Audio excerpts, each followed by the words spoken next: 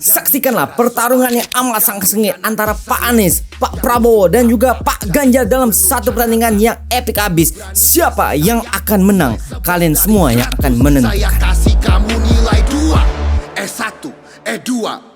Tentu ketika kita melihat ini, kita sadar ini pasti akan datang versi terbarunya, Epic Rap Battle of Presidency edisi 2024 oleh Skin Indonesia 24. Namun pasti kita juga khawatir kayaknya nggak bakal terjadi deh, soalnya mereka kan udah pensiun gitu ya, dan lebih fokus kepada hal lain dan menjadi media pendukung saja dalam berbagai media sosial gitu. Namun faktanya mereka kembali dan menghadirkan edisi terbaru dari Epic Rap Battle of Presidency edisi 2024 dengan kualitas yang berbeda, kualitas yang jauh lebih baik dan jauh lebih keren daripada sebelumnya. Walaupun ini bukan comeback, tapi hanya sebuah tradisi bagi mereka menurut penjelasan mereka. Tapi perlu kita syukuri bahwa ini tradisi yang luar biasa keren, luar biasa bagus, dan harus kita pertahankan hingga nantinya. Jadi apa yang akan terjadi pada Epic Rap Battle kali ini? Siapa yang akan menang? Siapa yang terlemah? Siapa yang terkuat? Nah, ayo kita saksikan bersama reviewnya.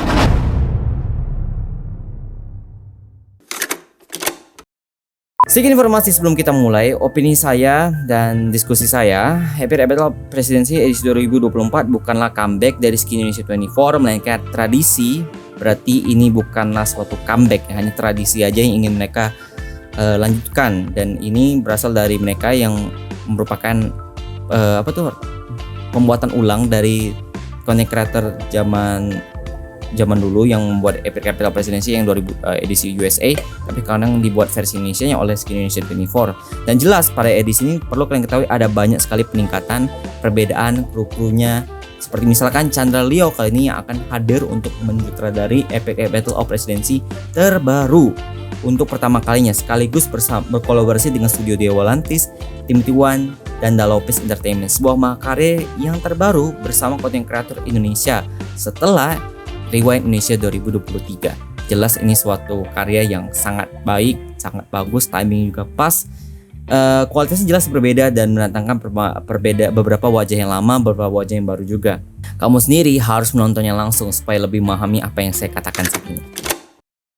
Sebelum kita mulai masuk ke dalam liriknya, membedahi lirik rapnya, perlu kita apresiasi betapa keren dan miripnya acting para aktor capres dan cawapres di edisi ini. Handovi, Jovial, dan Christel Emmanuel dan lain sebagainya. Luar biasa banyak, saya nggak bisa sebutin semua. Pokoknya dari awal udah sangat meyakinkan. Jadi ketika kita mulai masuk ke rapnya itu udah mulus banget karena dari awal mereka sudah sangat menjiwai karakternya. Andovi menangkap justru sosok yang pandai merangkai kata dan memberikan kesan yang bijaksana. Pak Anies, Jovial memberikan kesan yang cinta dan emosional yang sangat tinggi kepada negara nih. Pak Prabowo gitu ya. Dan juga Christel Emmanuel berhasil, kurasa dia yang paling berhasil menangkap justru sosok yang menikmati kekacauan antara kedua calon tersebut. Namun dia tidak sadar sebenarnya dia juga akan dikendalikan oleh partainya, yaitu adalah Pak Ganjar. Luar biasa.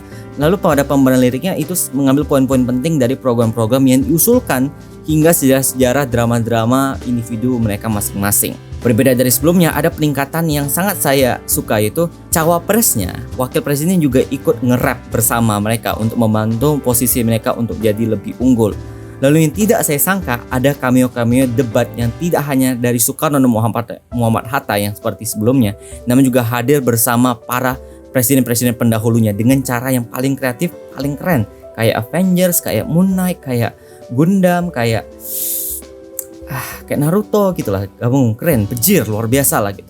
Ada beberapa orang seperti pertama yang pasti kita ulangi lagi, Tretan Muslim sebagai Soekarno, Toke Pardede sebagai Muhammad Hatta, Rairan sebagai Soeharto, Agung Hapsah sebagai B.J. Habibie, Saikoji jadi Gus Dur, Lace jadi SBY, Busboy jadi Jokowi, dan juga yang juga hadir presiden perempuan kita adalah Megawati diperankan oleh Ramen Giver atau Girl gitu. Itu keren, luar biasa. Terus visualnya juga sangat sederhana sebenarnya. Sederhana, mereka menggunakan beberapa scene yang sama, hanya saja kualitasnya luar biasa tinggi. Sederhana tapi kualitasnya luar biasa keren amat. Seperti Mandalorian, seperti Moon Knight gitu kualitasnya gitu. Jadi masuk saja ke konsensusnya. Saya rasa Epic Rap Battle of Presidency 2024 ini sama seperti tugasnya seperti sebelumnya, adalah menghadirkan, memperkenalkan para calon presiden dan wakil presiden yang perlu kita coblos yang perlu kita perhatikan nanti ya. Yang paling dengan cara yang paling kreatif, keren dan masuk akal untuk para pemuda zaman modern sekarang. Yang saat ini ya saya jujur pribadi aja sedikit susah untuk memahami politik apa yang terjadi saat ini. Mau kita bilang pandai atau enggak, pasti ada aja yang kita nggak pahami.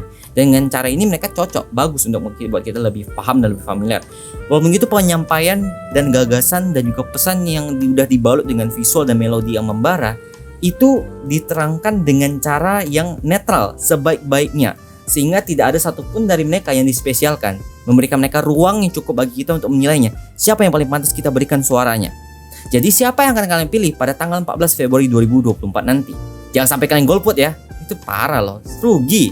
Oleh karena itu saya akan memberikan skor pada debate of presidency 2024 A 96% and an A+.